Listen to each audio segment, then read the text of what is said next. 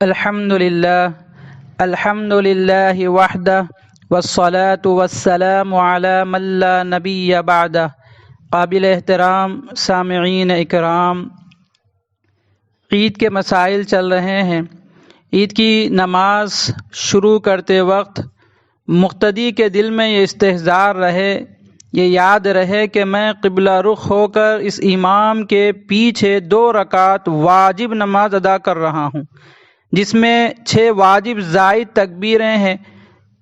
نیت اگر اتنی کر لیتا ہے، یہ استحضار اگر اس کے دل میں اتنا رہتا ہے تو یہ کافی ہے۔ زبان سے نیت کے کلمات ادا کرنا ضروری نہیں ہے۔ اگر زبان سے کوئی نیت کر لے تو ناجائز بھی نہیں ہے، اگر کر لے رہا ہو تو کر سکتے ہیں۔ ذہن میں رکھیں، عید الفطر اور عید الاضحیٰ دونوں نمازوں کا طریقہ ایک ہی ہے، دونوں نمازوں میں کوئی فرق نہیں ہے، دونوں نمازوں کا ایک ہی طریقہ ہے۔ اب عید کی جو نماز کا جو طریقہ ہے وہ اچھی طریقے سے سنیں کہ سب سے پہلے یہ نیت کرے کہ میں قبلہ رخ ہو کر اس امام کے پیچھے 2 رکعت واجب نماز ادا کر رہا ہوں، جس میں 6 زائد واجب تکبیریں بھی ہیں۔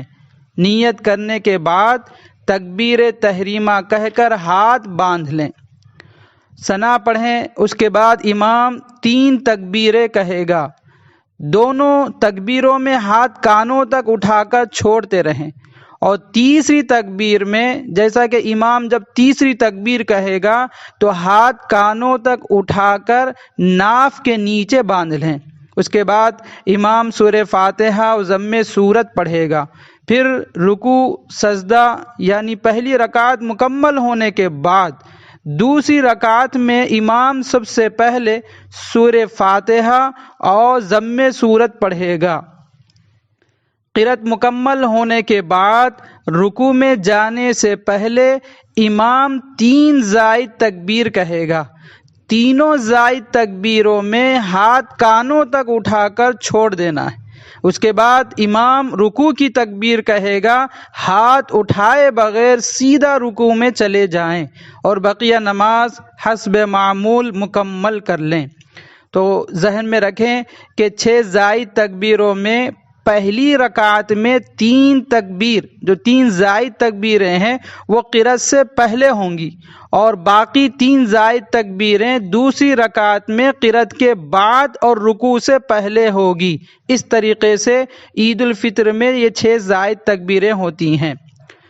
ایسے ہی مردوں کی طرح عورتوں کے لیے بھی عید کے دن مستحب یہ ہے کہ وہ غسل کریں، عمدہ لباس پہنیں، کیونکہ خوشی اور زیب و زینت کا دن ہے، اور اگر چاہیں تو عیدگاہ یا مساجد میں عید کی نماز ہونے کے بعد اپنے گھروں میں تنہا شکرانے کے طور پر نفل نماز بھی وہ پڑھ سکتی ہیں۔